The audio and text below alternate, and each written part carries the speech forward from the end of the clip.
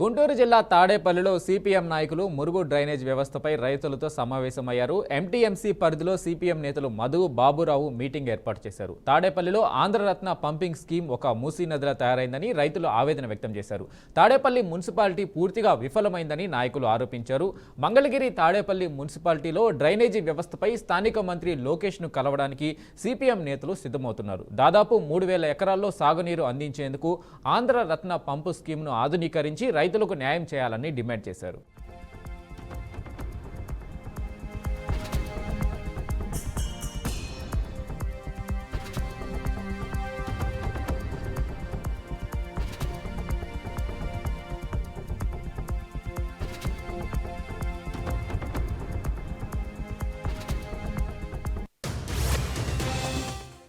Apartment ఇలాంటి ప్రాంతాల్లో మేము ఇతర విషయాలు కూడా పరిశీలన చేశాం. విజయవాడ నగరం వేరు, తాడేపల్లి ఊరు, తాడేపల్లి మంగళగిరి ఏరియా వేరు. విజయవాడలో 180-90 మంది స్థానికంగా ఈ జిల్లాకు సంబంధించినటువంటి వాళ్ళే అక్కడ ఉండేది. తాడేపల్లి దానికి పూర్తి విరుద్ధం.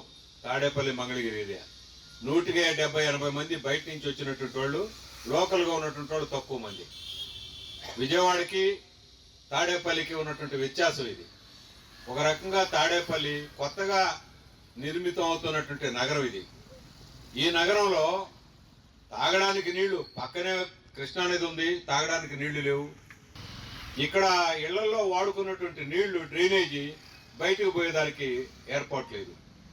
అట ఆ మద్రాసు కాలువలో కన్నా పోవాలా, ఇటు నదిలో కన్నా పోవాలా, తప్పితే ఆంధ్రరత్న పంపింగ్ స్కీమ్ యొక్క స్కీము కాలువలో కన్నా పోవాలా. కాలువ ఆడదాకా పోతుంది. ఆ కాలువ ఇప్పుడు పరిస్థితి ఏంటంటే రైతులు పెద్ద గొడవ చేస్తున్నారు. ఇప్పుడు కిందకు పోతే పాతూరు, చిరావూరు, పాతూరు, గుండిమేడ, ఈ ఊళ్ళలో రైతులు గొడవ.